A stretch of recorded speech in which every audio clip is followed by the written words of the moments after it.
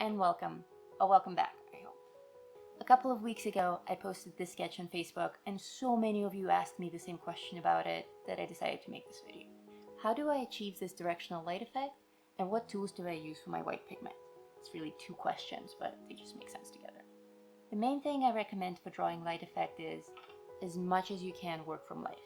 Practice on actual subjects with a fixed light source. My subject today is this doll head from the other side of the studio where I make marionettes and other fun things. I always begin with a very light sketch of my composition because I need to understand the shapes that the light will be shining on. Once I have a sketch that I'm happy with, I actually start with white pigment. Many artists prefer to leave it till the end, and that's a great approach for oil painting on canvas, but when working on toned paper, I find that white just binds best to a clean surface.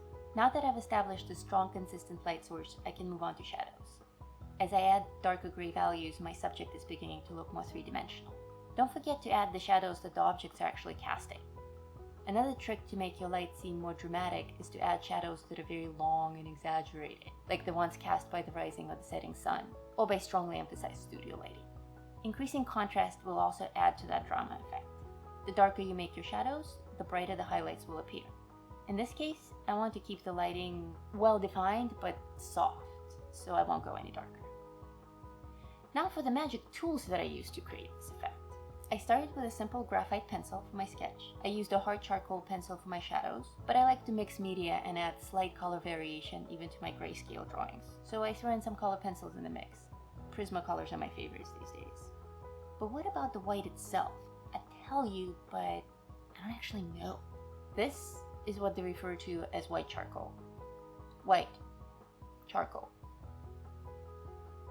There's only one kind of tree in only one place in Japan that actually produces very pale charcoal. You can't even draw with it. This thing doesn't look, smell, or draw like charcoal. It's definitely close to pastels in consistency. My best guess is that it's a combination of chalk, binder, and something synthetic. But why not call it that then? What is this mysterious substance and where does it come from? If you have any idea, because I love this stuff, please share your thoughts and your knowledge in the comments below, or in my Facebook group. I'll put that link in the description as well. If you enjoyed this video, please give it a thumbs up, and if you don't already, subscribe to this channel. I have a ton of topics coming up, and most of them come from your requests. I'm Lisa Mitrokhin, thanks for watching, and I'll see you in the next video. Bye!